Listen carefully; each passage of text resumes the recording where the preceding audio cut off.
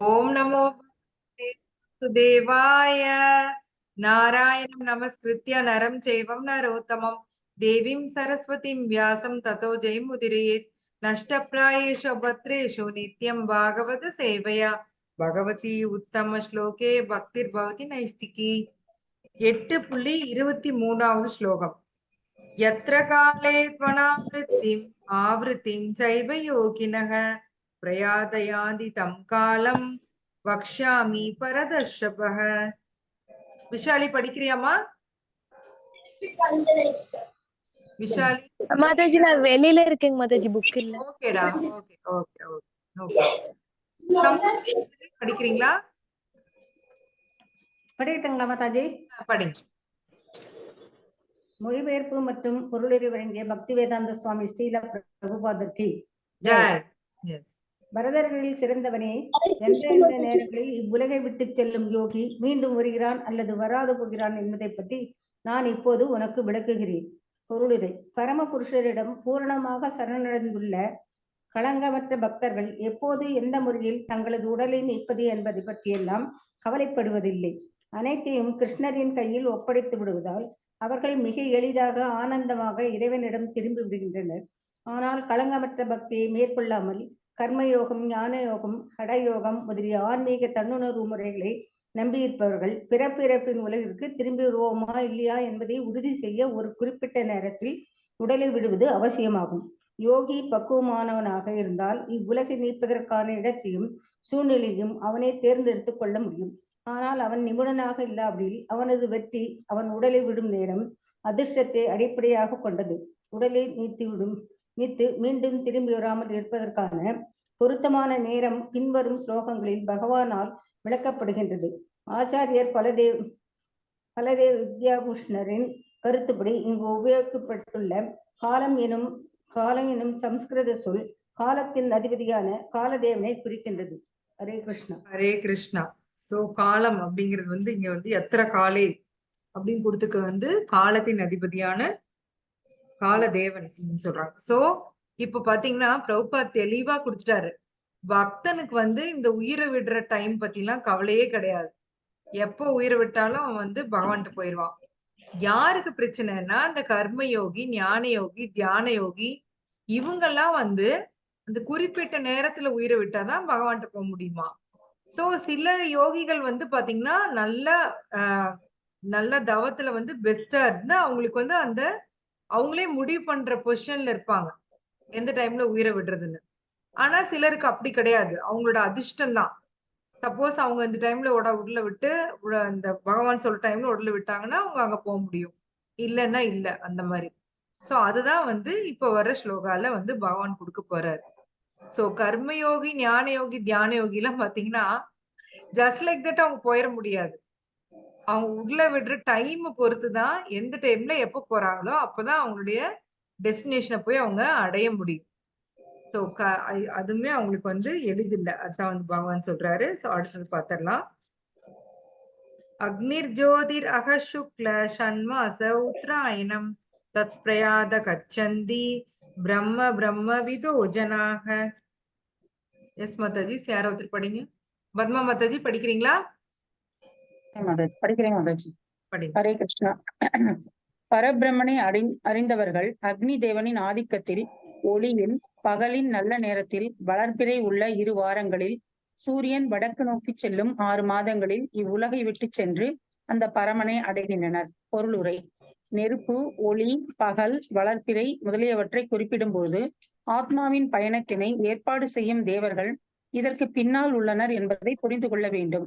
மரணத்தின் போது மனம் ஒருவனை புதிய வாழ்வின் பாதையில் கொண்டு செல்கின்றது. மேலே கூறப்பட்ட காலங்களில் திட்டப்படியோ தற்செயலாகவோ ஒருவன் உடலை நீத்தால் அவன் அருவ பிரம்ம ஜோதியை அடைவது சாத்தியம். உடலை நீக்குவதற்கான நேரத்தையும் இடத்தையும் யோக பயிற்சியில் முன்னேறிய யோகிகளால் ஏற்பாடு செய்ய முடியும். மற்றவர்களால் இவற்றை கட்டுப்படுத்த முடியாது. அவர்கள் மங்களகரமான நேரத்தில் தற்செயலாக உடலை நீக்க நேர்ந்தால் பிறப்பு இறப்பின் சுழற்சிக்கு மீண்டும் திரும்ப மாட்டார்கள். ஆனால் அவ்வாறு நேராவிடில் மீண்டும் பிறப்பதற்கான எல்லா வாய்ப்புகளும் உண்டு. ஆனால் கிருஷ்ண உணர்வில் உள்ள தூய பக்தனுக்கு திரும்பி வருவதற்கான பயம் இல்லை. சுப வேளையோ அசுப வேளையோ தற்செயலாகவோ ஏற்பாட்டின் அடிப்படையிலோ எப்போது வேண்டுமானாலும் அவன் தனது உடலை விடலாம். ஹரே கிருஷ்ணா. தேங்க்யூ மாதாஜி. எஸ், இதெல்லாம் தான் கண்டிஷன். பாத்தீங்கன்னா பகல்ல அக்னி தேவனுடைய ஆதிக்கம், அப்ப அக்னி தேவர் ஹெல்ப் பண்ணணும். சரிங்களா? பகல்ல நல்ல நேரத்துல, வளர்ப்பிலை உள்ள 2 வாரங்கள்ல, சூரியன் வடக்கு நோக்கி செல்லும் 6 மாதங்கள். உத்தராயணமா? என்னங்க மாதாஜி? உத்தராயணமா தக்ஷாயணமா? உத்தராயணம் இல்லையா? உத்தராயணம். உத்தராயணம். தட்சிணாயனம் கீழே வரும். சவுத். சவுத். தெற்கு. எஸ், தட்சிணானா தெற்கு. ரைட். சோ இது வந்து உத்தராயணத்துல உயிரை விடணுமாமா. இது எல்லாமே யோகிஸ்க்கு தான். பிரபுபாத் தெளிவா கொடுக்குறாரு. இது எதுவுமே நமக்கு இல்ல. அதனால இதை வச்சு நம்ம பெருசா டிஸ்கஸ் பண்றதுக்கு ஒண்ணும் இல்ல. அடுத்தடுத்த ஸ்லோகா நம்ம போயிடலாம். ரூமோ ராத்திரி ததா கிருஷ்ண ஷண்மாச தட்சிணாயனம் தத்ர சாந்த ரமசம் ஜோதிர் யோகி பிராபிய நிவர்த்ததே. ரஜினி மாதாஜி படிக்கிறீங்களா? புகையிலும் இரவிலும் தேய்பிரையிலும் சூரியன் தெற்கு நோக்கி செல்லும் 6 மாதங்களிலும் இவ்வுலக விட்டு செல்லும் யோகிகள் சந்திரலோகத்தை அடைந்து மீண்டும் திரும்பி வருகின்றனர். ஸ்ரீமத் பாகவதி 3வது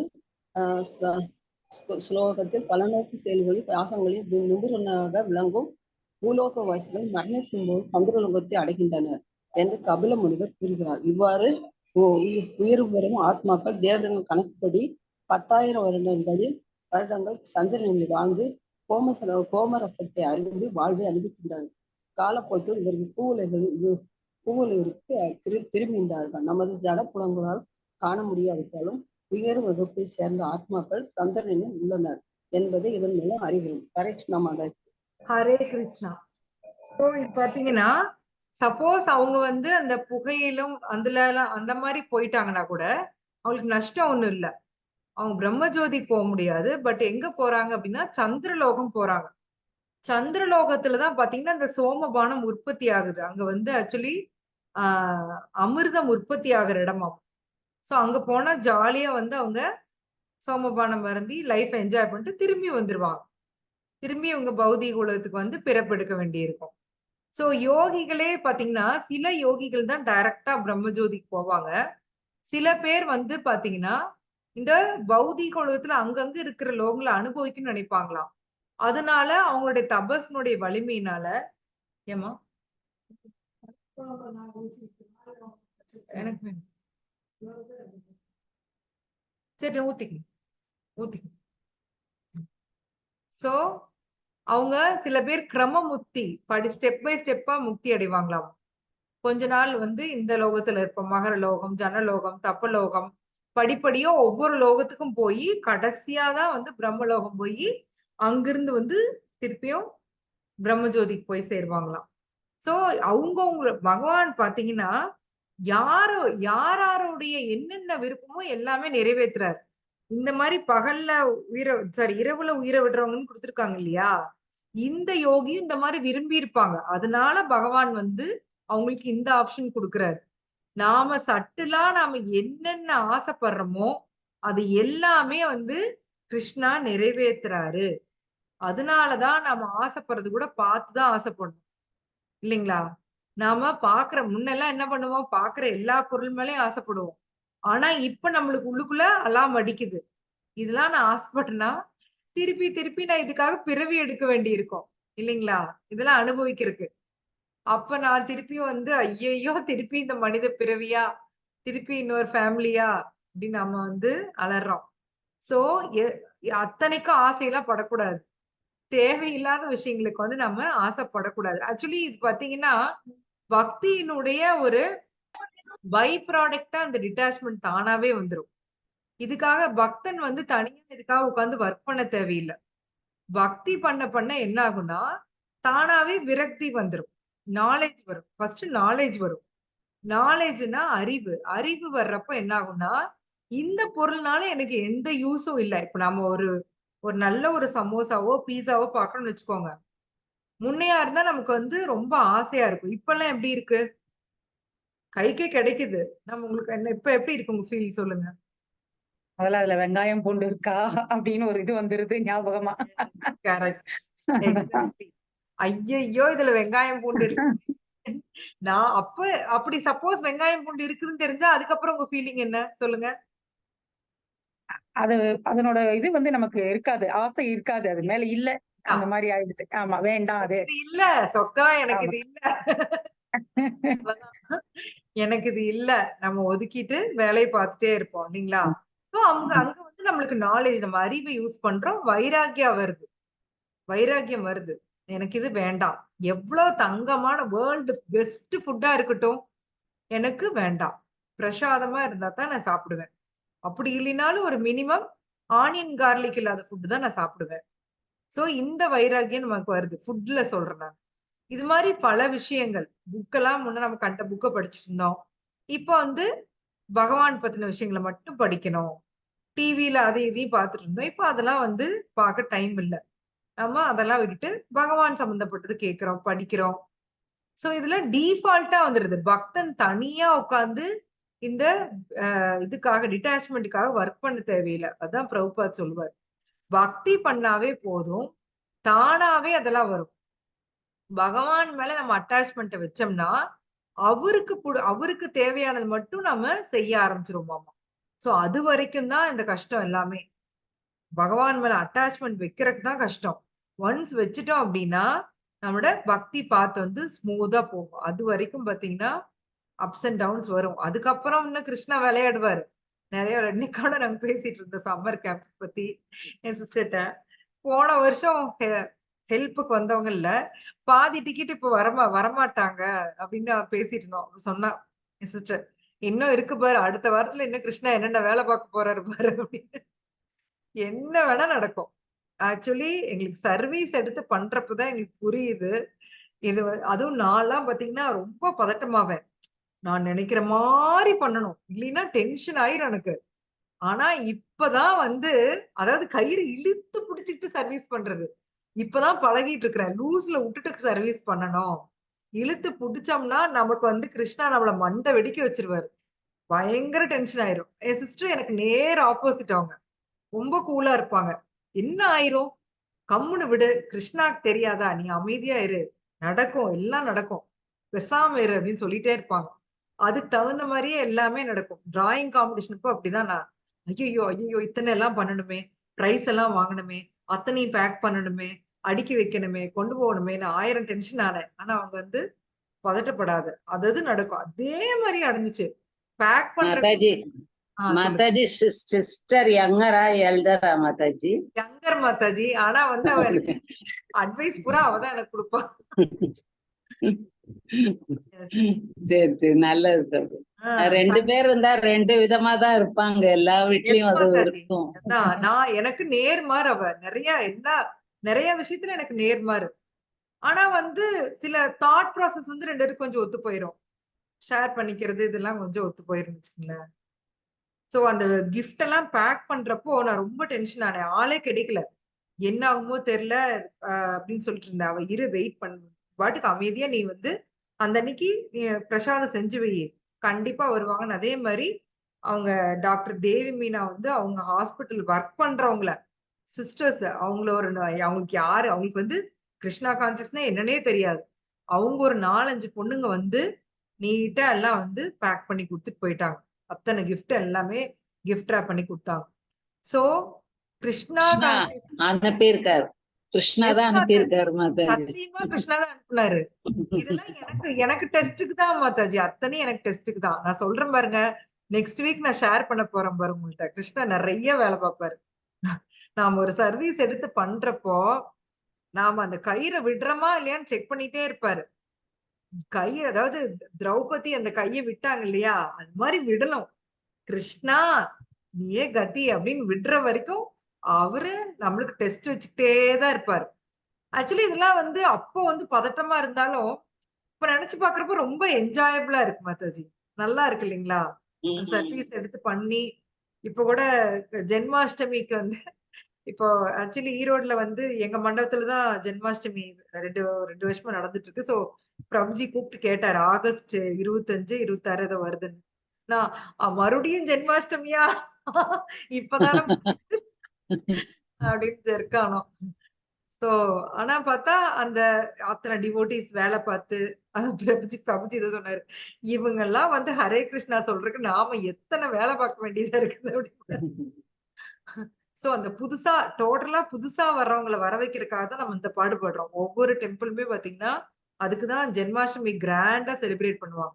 நமக்கு வந்து டெய்லியும் ஜென்மாஷ்டமி தான். கிருஷ்ணா வந்து நமக்கு டெய்லியுமே நம்ம பொறக்குறாரு. நம்மளுக்கு டெய்லியுமே ஜென்மாஷ்டமி தான். ஆனா, இந்த ஃபங்ஷன் வைக்கிறது எல்லாமே பப்ளிக்கா அட்ராக்ட் பண்றதுக்கு. நெறைய பேர் பாத்தீங்கன்னா, அந்த கிருஷ்ண ஜெயந்தி அன்னைக்கு கிருஷ்ணர் சம்பந்தப்பட்டதுக்கு தேடி போவாங்க.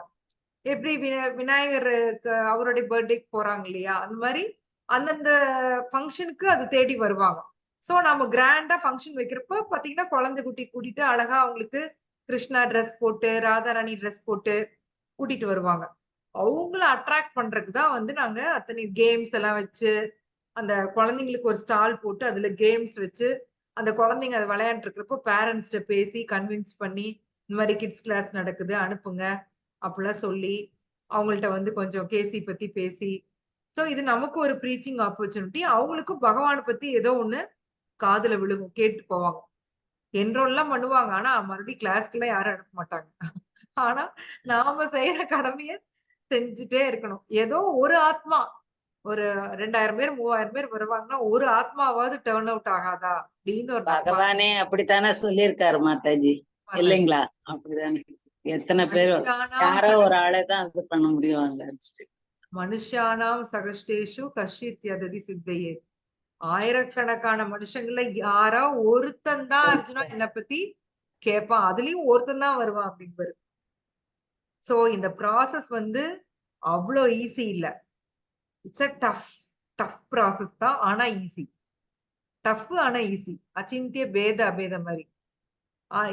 கஷ்டம் ஆனா ஈஸி. ஈஸி ஆனா கஷ்டம். ஏன் கஷ்டமா இருக்கு அப்படின்னா, நம்மளுடைய அனர்த்தங்கள்னால. நாம பாத்தீங்கன்னா, பல கோடி ஜென்மமா நிறைய அனர்த்தங்கள் சேர்த்து வச்சிருக்கோம். ஏதோ ஒரு ஜென்மம் 2 ஜென்மம் இல்ல. நிறைய அப்படியே டெபாசிட் ஆயிருக்குது அழுக்கு. ஃபுல்லா படிஞ்சிருக்கு.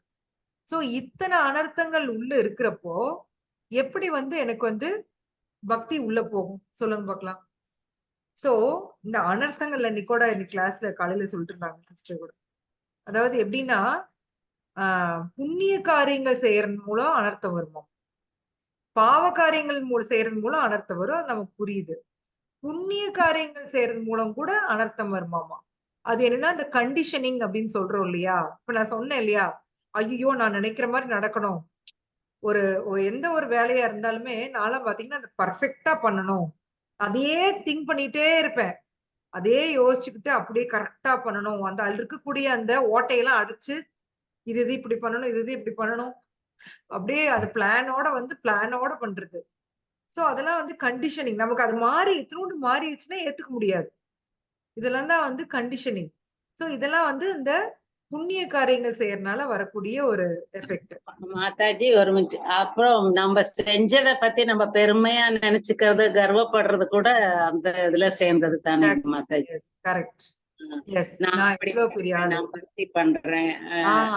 நான் செஞ்சு எப்படி பண்ணேன் பாத்தியா? நான் எப்படி இந்த ஃபங்க்ஷன் நடத்தினேன் பாத்தியா?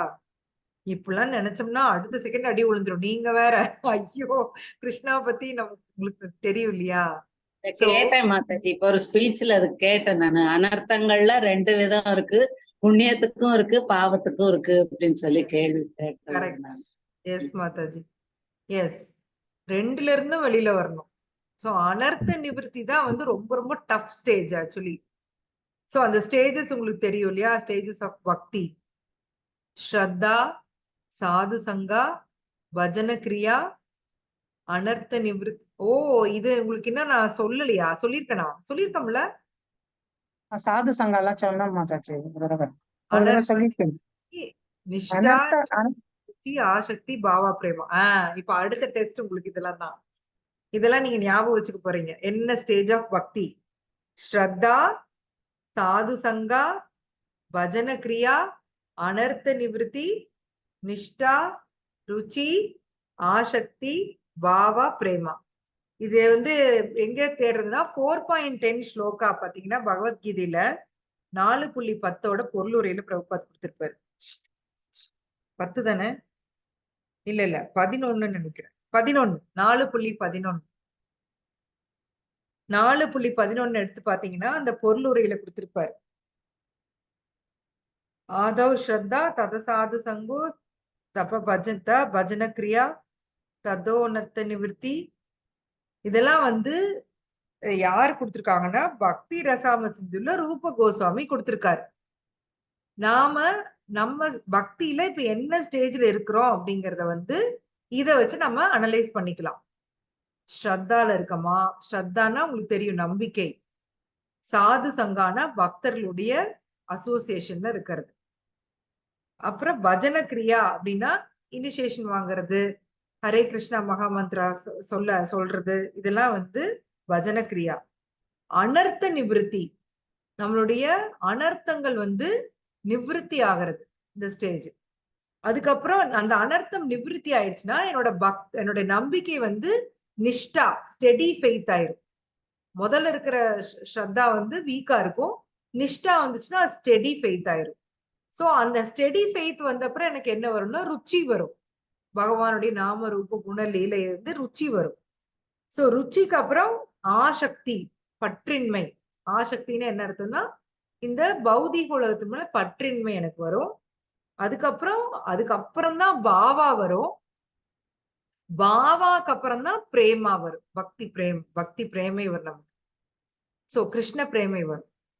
பாவா ஸ்டேஜ் வரைக்குமே ஃபால் டவுன் ஆகிறதுக்கு சான்ஸ் இருக்காமா. நமக்கு தெரியும் இல்லையா? யாரோ ஒருத்தர் பாவால இருந்து ஃபால் டவுன் ஆகுற எக்ஸாம்பிள் யாரோ ஒருத்தர் சொல்லுங்க பாப்போம். பாவா ஸ்டேஜ் வரைக்கும் போய் ஒருத்தர் வந்து ஃபால் டவுன் ஆனார். உங்களுக்கு நல்லா தெரிய வர வரதர். எஸ், வரதர். பாவா ஸ்டேஜ் ஈஸி எல்லாம் இல்ல. அவரு வந்து தன்னோட ஒய்ஃப், குழந்தை, குட்டி எல்லாத்தையும் வந்து எப்படி நாம மலம் கழிச்சோம்னா எப்படி விட்டு வரமோ அது மாதிரி தன்னோட ஒய்ஃப், குழந்தை, குட்டி அந்த செல்வத்தை எல்லாம் விட்டுட்டு வந்தாராம் பரத மகாராஜ். அவ்வளோ ஒரு பெரிய டிவோட்டி அவரு இதெல்லாம் தாண்டி இருக்காரு பாருங்க. பாவா ஸ்டேஜ் வரைக்கும் வந்து ஃபால் டவுன் ஆகி, ஆனா அது வந்து ஆக்சுவலி பகவானுடைய லீலை தான். திருப்பி அவர் வந்து கிருஷ்ண பிரேமை அடைஞ்சு பகவான் கிட்ட போயிடுறாரு. 2 பிறவியில போயிடுறாரு. நமக்கு நாமெல்லாம் ஆக்சுவலி ஸ்ரத்தா சாது சங்கால இருக்கோம். பஜன கிரியா ஓரளவுக்கு பஜன கிரியா ஒத்துக்கலாம். அடுத்த ஸ்டேஜ் இருக்கு பாருங்க, அனர்த்த நிவிருத்தி. இதுதான் உள்ளதுலயே ரொம்ப ரொம்ப ரொம்ப ரொம்ப டஃப், ரொம்ப கஷ்டம். ஏன்னா நமக்கு இப்போ ஓரளவுக்கு நம்மளுடைய அனர்த்தங்கள் புரிய ஆரம்பிக்குதா? அது புரியுதா இல்லையா சொல்லுங்க? புரியுதா இல்லையா? அனர்த்தங்கள் புரியுது. அதாவது பகவான் தான் என்ஜாயர் அப்படின்னு செய்யறது தான் கரெக்ட். அப்படி இல்லாம செய்யறது எல்லாமே அனர்த்தம். என்ஜாயர் இல்லாம நான் தான் என்ஜாயர் நினைச்சிட்டு நான் பண்ணக்கூடிய எந்த ஒரு செயலுமே அனர்த்தம் தான். இது நல்லா ஞாபகம் வச்சுக்கோங்க. சோ இதை தாண்டி வர்றதுதான் வந்து நமக்கு மிகப்பெரிய சேலஞ்ச். நம்மளுக்குள்ள நம்ம அந்த 6 எனிமிகள் இருக்கிறாங்க இல்லைங்களா? 6 எதிரிகள். யாரு? காம குரோதம், காமம், குரோதம், லோபம், மோகம், மதம், ஆச்சரியம். Yes, exactly. காமம், குரோதம், லோபம், மோகம், மதம், ஆச்சரியம். சோ இது எல்லாம் தாண்டி என்னுடைய கண்டிஷனிங்க தாண்டி அனர்த்தங்களை நிவர்த்தி பண்றதுங்கிறது வந்து தானா நடந்துராது. இதுக்கும் நம்ம யார் காலில் போய் விழுகணும்? கிருஷ்ணாட்ட தான். ஆமா சொல்லுவாங்க, எங்க அம்மா எல்லாம் சொல்லுவாங்க, என்ன உன்னை விட்டா கதி இல்ல, இன்னும் இலைய பிடிக்கிட்ட விதி இல்லையா என்னமோ சொல்லுவாங்க. அப்படியே ஒய்ஃப்ட போய் சரண்டர் ஆவாங்க. இன்னொரு கல்யாணம் பண்றதுக்கு விதி இல்லை, அதனால உன்னைய சரண்டர் ஆகுறேன். அது மாதிரி நமக்கும் பாத்தீங்கன்னா கிருஷ்ணா விட்டா வேறு கதி இல்லை, வேறு கதி இல்லை, வேறு கதி இல்லை. நானா என்னுடைய அனர்த்தங்கள்ட்ட இருந்து நான் உஷாரா இருந்து நான் அனர்த்தங்கள்ல இருந்து நிவிருத்தி ஆயிக்குவேன் அப்படின்னா பண்ண முடியுமா? நாம கேர்ஃபுல்லா இருக்கிறோம்னு நினைச்சிட்டு இருந்தோம்னு வச்சுக்கோங்க, எப்ப நமக்கு வந்து அந்த லிமிட்டை தாண்டறோன்னே நமக்கு தெரியாது. மாயா அந்த அளவுக்கு ஷீ இஸ் வெரி ஸ்ட்ராங். நாம வந்து இப்போ ஒரு எக்ஸாம்பிளுக்கு சொல்றேன், கோவமே படக்கூடாது, ஒரு வாரத்துக்கு நான் யார் மேலே கோவப்படாத கூடாது அப்படின்னு நினைச்சிட்டு போவோம். பாத்தீங்கன்னா அந்த அந்த கோவத்தை ப்ரொவோக் பண்ற மாதிரி சுச்சுவேஷனே தான் வரும். காலையில எழுந்துச்சு பைப்பு திரும்பினா தண்ணி வராது. அதுக்கப்புறம் பாத்தீங்கன்னா சமைக்கலான்னு போய் தேடினா காய் எதுவுமே கிடைக்காது. வாங்கிட்டு வர்றதுக்கு ஆள் இருக்காது. கஷ்டப்பட்டு வாங்கி சமைச்சு முடிச்சு ஏதாவது ஹெல்ப்புக்கு ஏதாவது கூட வேலை செவன் மைட் ஏதாவது வருவாங்க. அப்ப அந்த அன்னைக்கு லீவா இருக்கும். சோ ஹஸ்பண்ட் நம்ம செஞ்சு வச்ச சாப்பாடை வந்து இவங்க எல்லாம் உட்காந்துட்டு 1000 குறை பேசி சாப்பிடுவாங்க. சோ எந்த இடத்துல நம்ம பர்ஸ்ட் அவுட் ஆகும்னே தெரியாது இல்லைங்களா? வேர்த்து வேர்த்து இந்த சம்மர்ல கஷ்டப்பட்டு போய் நம்ம சமைச்சு வச்சா அது 1000 குறை சொல்லுவாங்க. உடனே வந்துரும் பாரு அடி வயித்துல இருந்து அப்படியே கோவம் ஒண்ணு வரும் பாருங்க. நல்லபடியா அந்த தீர்மானம்ல எங்க போகுதுன்னே தெரியாது. ஏன்னா நம்ம ரொம்ப வீக். அது சொல்லுவாருல்ல Vadivelu, building strong basement weak அப்படின்னு. உண்மையா வீக் தான் நம்ம. நம்ம மாதாஜி சொல்லுங்க. இல்ல நீங்க சொன்னது கரெக்டா மாதாஜி. லாஸ்ட் வீக்கும் அப்படிதான். சரி இந்த டைம்ல இருந்து இந்த டைம் மாதிரி கோவப்படக்கூடாதுன்னு சொல்லி அவன் சொல்லி வச்சிருந்தேன். அப்புறம் அம்மா கிட்ட அடுத்த நாளே கோவப்பட்டேன்னா எங்க போச்சு உன்னோட இதெல்லாம் அப்படின்னு கேட்டாங்க. எஸ் அது ஆர்டிபிஷியலா பண்ண முடியாதுடா. ஆர்டிபிஷியலா நம்ம நிறுத்தணும்னு நினைச்சோம்னா இப்படிதான் ஆகும். இது படிப்படியா தான் வரணும். இது வந்து ஒரே நாள்ல நம்ம அம்பானி ஆயிட முடியாது. சோ நம்ம எந்த ஒரு அனர்த்தால இருந்து நம்ம வரணும், வெளியே வரணும்னாலும் it's a step by step process தான். டைம் ஆகும். It will take its own time. So நான் ஐயோ நான் கோவப்பட்டனே அவ்வளவுதான் போச்சு, நான் அவ்வளவுதான், நான் ரொம்ப மோசம், நான் பக்திக்கே லாய்க்கு இல்ல, அந்த மாதிரி நம்ம வந்து பண்ணக்கூடாது. நம்ம எக்ஸ்கியூஸ் பண்ணிக்கணும். இது இப்படிதான், நான் இப்படிதான், நான் வந்து இதுல இருந்து நான் வெளியே வரணும். இது என்னால முடியல கிருஷ்ணா, உங்களால மட்டும்தான் முடியும். என்னையே இந்த அனர்த்தத்துல இருந்து வெளியில கொண்டு வரக்கு உங்களால மட்டும்தான் முடியும் கிருஷ்ணான்னு சொல்லி அவர்கிட்ட தான் நம்ம சரண்டர் ஆகணும். ஆர்டிபிஷியலா நம்ம கோபத்தை கண்ட்ரோல் பண்ணு நினைச்சோம்னா கோபம் இல்லை, எந்த ஒண்ணு அனர்த்தத்தை விடணும்னு நினைச்சனாலும் ஆர்டிபிஷியலா பண்ண முடியாது. சோ பக்தர்களே பாருங்களேன், அந்த நீங்க ஒண்ணும் இல்ல ஹிப்பீஸ் பாருங்க, அவங்க எல்லாம் அப்படி ஒரு ட்ரக் அடிக்டா இருந்தவங்க. அவங்க ஹரிநாமத்தினுடைய பலத்தினால பிரபுபாத் அவங்களுக்கு கொடுத்த அந்த எம்பவர்மெண்ட், ஹரிநாமத்தினுடைய பலம், ஆச்சாரியாவுடைய எம்பவர்மெண்ட். அவங்க அவ்வளோ ஒரு மோசமான ஒரு கெட்ட பழக்கம் வந்து போதை மருந்து அடிக்ஷன் வந்து அவ்வளவு ஈஸி கிடையாது. நீங்க யார வேணாலும் கேட்டு பாருங்க. அதுல இருந்து வெளியில வர்றது ரொம்ப ரொம்ப டஃப். அவங்க அதுல இருந்து வெளியில வராங்க. ஹரிநாமத்தை கெட்டியா புடிச்சுக்கிறாங்க, ஆச்சாரியாவோட வேர்ட்ஸ கெட்டியா புடிச்சுக்கிறாங்க. அதுல இருந்து அவங்க வெளியில வராங்க. அன்னைக்கோட ஒரு மாதாஜி பேசினாங்க. மகராஜ் வந்து 3rd கேண்டோ ரிவ்யூக்கு வந்து அவங்களை கூப்பிட்டுருந்தாங்க. அவங்க வந்து பிரபுபாத்தோட டிசைபிள். அவங்க தான் சொன்னாங்க. அவங்களே யங் ஏஜ்ல உள்ள வந்தவங்க. சோ அப்ப அவங்களோட ஒரே இது வந்து பிரபுபாத் சொல்றாரா செய்யறோம், அவ்வளவுதான். பிரபுபாத் வந்து அரேபியன் டெசர்ட்டுக்கு போக சொன்னா கூட அவங்க போனாங்க. லண்டன் கையில காசே கிடையாது, லண்டன் போனாங்க. பாகிஸ்தானுக்கு அனுப்பிச்சு விட்டாரு. பாகிஸ்தானுக்கு அனுப்பிச்சு வச்சுட்டு பிரபுபாத் அழுகுறாரு, என்னோட டிசைபிளுக்கு ஏதோ ஆயிருமோ அப்படின்னு சொல்லிட்டு. ஏன்னா அவங்க அந்த டிசைபிளுக்கு வந்து எதுவுமே தெரியாது, பிரபுபாத் மட்டும்தான் தெரியும். பிரபுபாத் சொல்றாரு நான் செய்யறேன். ஆனா அப்ப சக்சஸ் காமிச்சாங்க. எல்லா யூரோப்பியன் கண்ட்ரிஸ் எல்லாத்துக்கும் அனுப்பிச்சு விட்டாரு. ஆஸ்திரேலியா அனுப்பிச்சு விட்டாரு. ஆஸ்திரேலியால அவர் போய் டெம்பிள் வந்து நிர்மாணிச்சுட்டு அவர் வந்து அழுகுறாரு டிடிஸ் கிட்ட. நான் வந்து இந்த மிலேச்சாஸ் கிட்ட உங்களை விட்டுட்டு போறேனே அப்படின்னு சொல்லிட்டு பிரபுபாத் அழுகுறாராம். So Acharya gave that empowerment அவங்களுக்கு. அதான் அவங்க கெட்டியா புடிச்சுக்கிட்டாங்க. பிரபுபாத் என்ன சொன்னாலும் தே டிட். அவங்க வந்து அதை கேள்வியே கேட்காம பண்ணாங்க. தே saw the success, tasted the success. பாத்தீங்கன்னா டக்கு டக்கு டக்கு டக்கு டக்குன்னு பிரபுபாத் இருக்கிலேயே 100 டெம்பிளுக்கு மேல கன்ஸ்ட்ரக்ட் பண்ணாங்க இல்லைங்களா? கையில ₹1 கிடையாது, உட்காந்துட்டு பேரம் பேசுவார். 3 கோடிக்கு பேரம் பேசிட்டு இருப்பாரு, கையில ₹1 இருக்காது. அதுதான் பிரபுபாத். ஆனா நடக்கும். எங்க இருந்தாவது மணி வரும், கொடுத்து வாங்குவாங்க. அங்க பாத்தீங்கன்னா யூஎஸ்ல வந்து அந்த ஹாண்டட் ஹவுஸ்ன்னு சொல்லுவாங்க, பேய் புடிச்ச வீடு, அதுதான் பார்க்க சொல்லுவாரு பிரபுபாத். நான் உள்ள போய் ஹரே கிருஷ்ணா சொன்னா பேய் ஓடிரும் அப்படிம்பாரு. அந்த மாதிரி வீடு தான் போய் பார்ப்பாங்க. ஏன்னா அது கம்மி ரேட்டு கிடைக்கும் இல்லையா?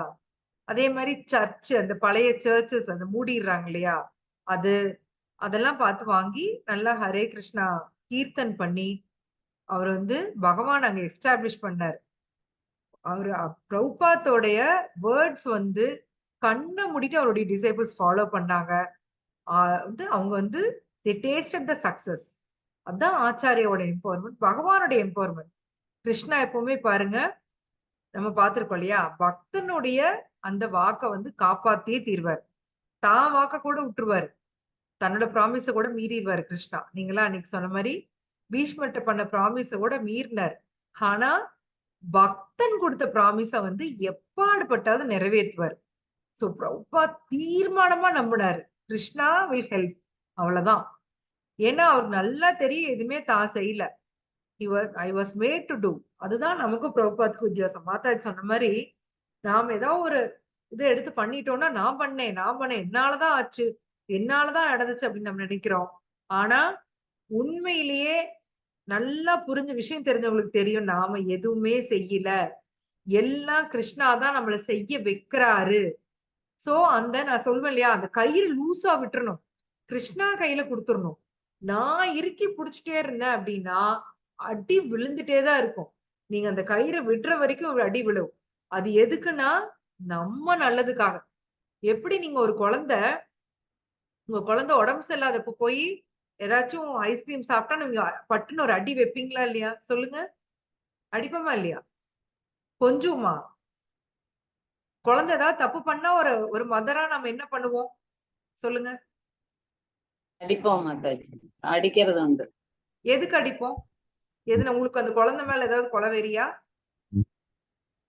இப்படி தப்பு செய்யக்கூடாதுன்னு. அந்த குழந்தைக்கு அது வந்து கெடுதல் இல்லைங்களா?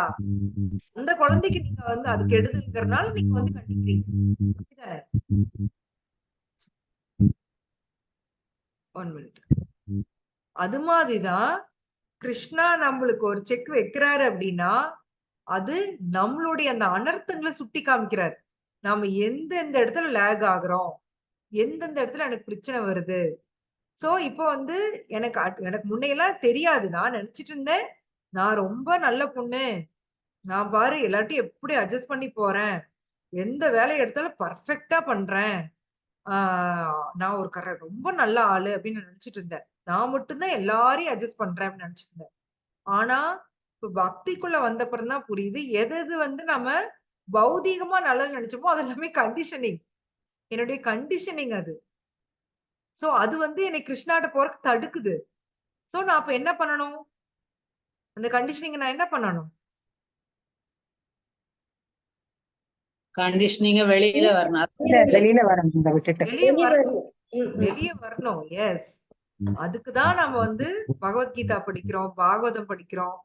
இதெல்லாம் கண்டிஷனிங்னு புரியறதுக்கு தான் நம்ம வந்து இது எல்லாமே பண்றோம். சத்வகுண கண்டிஷனிங் பகவான் சொல்லுவாரு. சத்வகுணத்துல இருக்கிறவங்க தாங்க செய்யற அந்த நல்ல செயல்லயே ஒரு மிதப்பு வந்துரும். நான் எப்பேற்பட்ட ஆள் பாரு. சோ இது ரொம்ப ரொம்ப கஷ்டம் வெளியில வர்றது. ரஜோகுண தமோகுணத்துல இருக்கிறவங்க கூட தாங்க செய்யறது கொஞ்சம் தப்புன்னு உள்ளுக்குள்ள அவங்களுக்கு ஒரு கில்ட் இருக்கும். ஆனா சத்வகுண கண்டிஷனிங்க்கு அது தெரியவே தெரியாது. நாங்க பண்றது தீர்மானமா கரெக்ட்னு நினைப்பாங்க. சோ இது எல்லாம் தெரிஞ்சுக்கிறதுக்கு தான் நமக்கு வந்து பக்திக்குள்ள வரும். பகவான் அதுலதான் வைப்பாரு. ஆக்சுவலி அந்த யுதிஷ்ட மகாராஜா ஸ்டோரி வரும் இல்லையா, பகவான் பொய் சொல்றப்ப அவர் சொல்லாதனால அவரோட தேர் கீழே இறங்கும். கேள்விப்பட்டிருக்கீங்க இல்லையா? அஸ்வத்தாமன் அந்த குதிரை, ஆஹ் அஸ்வத்தாமன்ற யானைய வந்து இது பண்ணும் பொழுது அஸ்வத்தாமா அதகா குஞ்சரகா அப்படின்னு சொல்லும் பொழுது அவருடைய சொல்ல தேர் வந்து சொல்லுவாரு, சொல்ல மாட்டாரு. அது தப்புதான் இல்லையா? ஏன்னா பகவானுக்கு தெரியாத தர்மமா யுதிஷ்ட மகாராஜாக்கு தெரிஞ்சிட போகுது. பகவான் தர்மம் சாட்சாத் பகவத் பிரணீதம். பகவான் சொல்றதுதான் தர்மம். அதவே நாம மீறோம்னா நம்மளோட கண்டிஷனிங் பாருங்க என்ன ரேஞ்சில் இருக்குன்னு. கிருஷ்ணாவே இப்ப நேர்லயே வந்து கூட சில பேர் பாத்தீங்கன்னா அப்படிதான். கிருஷ்ணாவே வந்து சொன்னா கூட அதை மாத்திக்க மாட்டாங்க. தங்களுக்கு உன்னை புடிச்சு வச்சுட்டாங்க அப்படின்னா அதே பிடிவாதத்துல யாரு சொன்னாலும் கேட்க மாட்டாங்க. யாரோன்னு நினைக்காதீங்க, நம்ம எல்லாருக்குள்ளயும் அந்த பிடிவாதம் இருக்கு. டிகிரி வேணா வேறுபடும், அவ்வளவுதான். எல்லாருக்குள்ளயுமே ஈவன் ரொம்ப ரொம்ப சாத்விகா இருக்கிறவங்களுக்கு கூட ஒரு பிடிவாதம் இருக்கு. நல்லா யோசிச்சு பாருங்க. நம்ம ஏதோ ஒரு இடத்துல லாக் ஆகிதான் இருப்போம். நான் ரொம்ப சாஃப்ட், நான் ரொம்ப பாவம் அப்படின்னு நம்ம நினைச்சிட்டு இருக்கோம் இல்லையா? அதெல்லாம் எதுவுமே கிடையாது. அப்படி ஒரு விஷயமே கிடையாது. நாம எப்படி மத்தவங்களை அட்ஜஸ்ட் பண்றோமோ அதே மாதிரி மத்தவங்களும் நம்மள அட்ஜஸ்ட் பண்ணி தான் போறாங்க. பரஸ்பரம் எல்லாருமே பாத்தீங்கன்னா ஒவ்வொருத்தரும் அட்ஜஸ்ட் பண்ணி தான் போறோம். அதுதான் ஏன்னா நம்ம இந்த மாதிரி ஒரு வாழ்க்கை கேட்டு வாங்கிட்டு வந்திருக்கிறோம். சோ இதுல நான் பாவம், ஐ ஆம் விக்டிம் அப்படின்னு நினைக்கிறதுக்கு வந்து எதுவுமே கிடையாது. நான் பாவம் கிடையாது. நான் இப்ப வாழ்ந்துட்டு இருக்கக்கூடியது எல்லாமே நான் கேட்டு வாங்கிட்டு வந்த வாழ்க்கை. நான் போன ஜென்மத்துல அவங்களை ஏதோ பண்ணதுக்கு எனக்கு இப்ப வந்து அது ரிட்டர்ன் வந்திருக்கு, அவ்வளவுதான். இதுல நாம பாவம் அப்படிங்கிற ஒரு விஷயமே கிடையவே கிடையாது. சோ இந்த செல்ஃப் பிட்டி வந்து நமக்கு, ஒரு பக்தனுக்கு வந்து செல்ஃப் பிட்டியே இருக்காது, வரக்கூடாது. ஃபர்ஸ்ட் அதுதான்.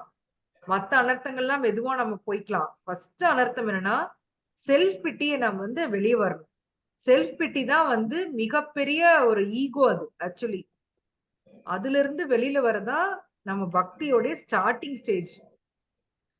நான் பாவம், இந்த சுய பச்சாதாபத்துல இருந்து நம்ம வெளியில வரணும்.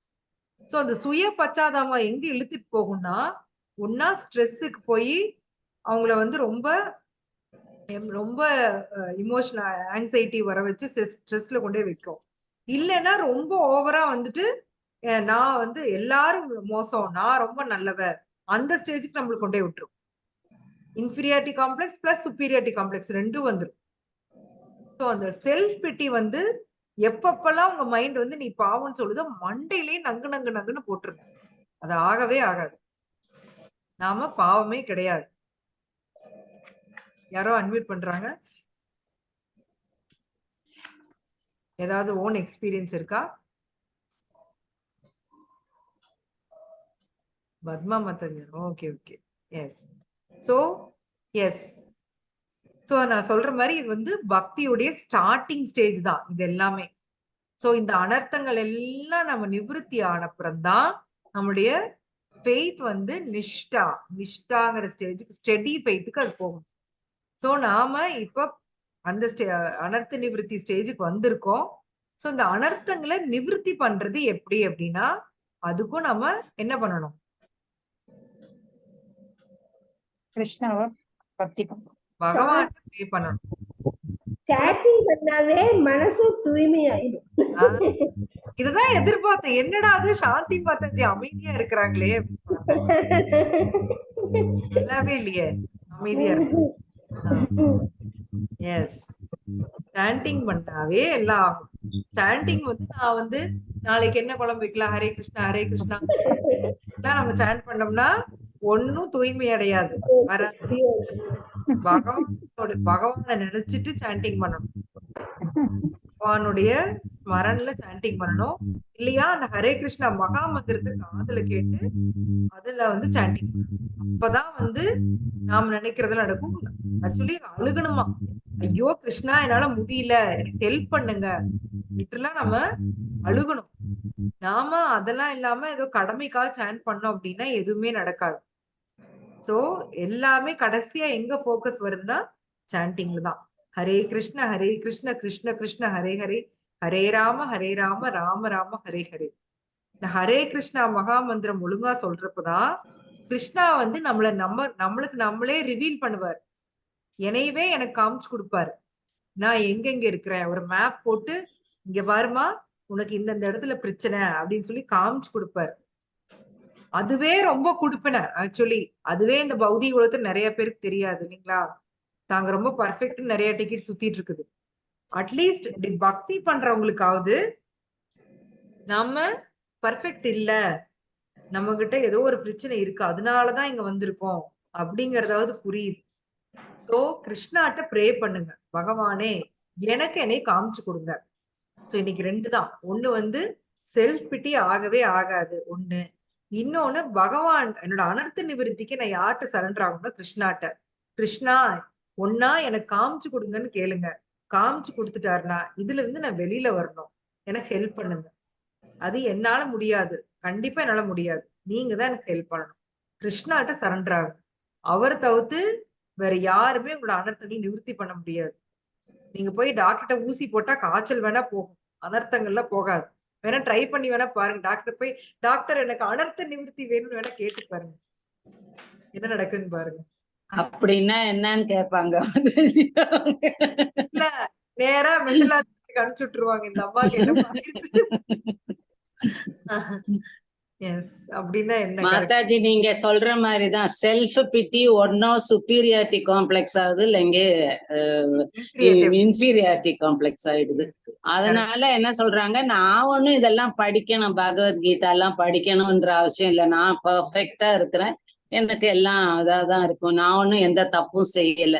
ஜென்மம் போன ஜென்மம் பழையதெல்லாம் சொன்னா அவங்க இதெல்லாம் ஒத்துக்க மாட்டேங்கிறாங்க மாதாஜி. அதெல்லாம் சும்மா அதெல்லாம் சொல்றாங்க. அப்புறம் என்ன பண்றது நம்ம? ஒண்ணும் பண்ண முடியாது. அவங்களுக்கு வந்து பக்தி சுக்ருதி ஆட் ஆகுற வரைக்கும் ஒன்னும் அவங்க ஏத்துக்க மாட்டாங்க. அவங்களுக்கு வந்து அதனாலதான் பிரசாதம் கொடுங்க பிரசாதம் கொடுங்கன்னு நம்ம சொல்றோம். நம்மளோட ஃபேமிலி மெம்பர்ஸ்க்கு வந்து பிரசாதமா கொடுக்க சொல்ற காரணம், இந்த பக்தி சுக்ருதி ஆட் ஆனாதான் அவங்க வந்து அது காது கொடுத்தாவது கேட்பாங்க. அப்படிதான் எனக்கு அது ஒரு தெரியுது மாதாஜி, பிரசாதம் டெய்லி கொடுக்குறேன், அதனால அவங்க பெரிய மாற்றம் இல்லைங்களா, அட்லீஸ்ட் ஏதாவது ஒண்ணு அதிகம் ஆர்கியூ பண்ணாம விட்டுடுறாங்க, நம்ம சொல்லுவோம் சரின்னு போயிடுறாங்க. அது இல்லாட்டி அது மாதிரி நடந்துராது. நீங்க குடுக்குற பிரசாதம் வந்து என்ன பேராசிட்டமாலா போட்டனே காய்ச்சல் நிக்கிறதுக்கு? பல கோடி ஜென்மமா சேர்த்தி வச்சிருக்கிற ஃபீவர் இது. இந்த ஃபீவர் போறதுக்கு டைம் ஆகும். குடிச்சிட்டே இருங்க, எப்ப வேணாலும் உங்களுக்கு பக்தி வரலாம். அது கிருஷ்ணா முடிவு பண்ணிக்குவாரு. ஓகேங்களா? சோ எஸ், இன்னைக்கு இந்த 2 பாயிண்ட் தான். சோ அடுத்த கிளாஸ்ல நான் கண்டிப்பா கேட்பேன், போன கிளாஸ்ல என்னென்ன டிஸ்கஸ் பண்ணோம் நீங்க சொல்லணும். சரிங்களா? சரிங்க மாதாஜி. அதே மாதிரி ஸ்டேஜஸ் ஆஃப் பக்தியும் படிச்சு வைங்க 4.11ல. அதான மாதாஜி இப்ப சொன்னீங்க, அதானே கேட்பேன். அது படிங்க. இன்னைக்கு கிளாஸ்ல டேக் ஹோம் மெசேஜ் 2 சொன்னோம் இல்லையா? என்ன சொன்னோம்? 2 டேக் ஹோம் மெசேஜ் என்ன பார்த்தோம்? செல்ஃப் பிட்டி செல்ஃப் பிட்டி ஆகாது. இன்னொன்னு அனர்த்த நிவர்த்தி. அனர்த்த நிவர்த்தி. நம்ம கிட்ட இருக்கிற அதுல இருந்து விடுபடணும். தான் டிபெண்ட் பண்ணி ஆகும். எஸ் எஸ், இந்த 2 பாயிண்ட் தான் பார்த்தோம். சோ இது ரெண்டையும் அடுத்த கிளாஸ்ல நீங்க சொல்றீங்க, அன்மியூட் பண்ணி சொல்லணும். ஸ்டேஜஸ் ஆஃப் பக்தி படிங்க, எல்லாருக்கும் ஹோம்வொர்க். ஓகேங்களா? ஓகே, ஹரே கிருஷ்ணா. ஹரே கிருஷ்ணா மாதாஜி. நம்ம ஒரு சோம்பேறி இது மாதாஜி கேக்குறேன், இப்ப நீங்க அந்த நாம அபராதங்கள் 10 இருக்கு இல்லைங்களா, அது 10ஐயும் டெய்லி சொல்லணுமா மாதாஜி? மனப்பாடம் ஆகலைன்னாலும் புரியுது, வரிசையா தெரியறது இல்ல, இன்னதுன்னு புரியுது. அந்த இது பார்த்தே படிக்கலாம், மனப்பாடம் பண்ண வேண்டியது. அந்த ஒரு பேப்பர்ல அதுக்கு ஒரு புக்கை எடுத்து வச்சு டெய்லி அதை சொல்லணும் அப்படின்னு. அதை விட நம்ம அந்த ஸ்லோகம் இது இருக்கு இல்லைங்களா மாதாஜி, வாஞ்சா கல்பத்தரு, அது மாத்திரம் சொன்னாலும் போதுமான்னு மாதாஜின்னு கேக்குறேன். அபராதங்கள் எதுக்கு சொல்லிட்டு ஸ்டார்ட் பண்றோம்னா, அதெல்லாம் பண்ணாம இருக்கிறதுக்காக தான். அது பண்ணா அதை பத்தி இன்னும் அடுத்த கிளாஸ்ல நம்ம டீடைல்டா பேசலாம், அது பண்ணா என்ன நடக்கும் அப்படிங்கிறது. சரிங்களா? சரிங்க. கம்பல்ஷன் இல்ல, உங்களால முடியறப்ப சொல்லுங்க. சரிங்க மாதாஜி. அப்ப இன்னொரு சந்தேகம் மாதாஜி, இந்த தூய பக்தர்கள் வந்து அந்த மரணத்தை பத்தி நேரம்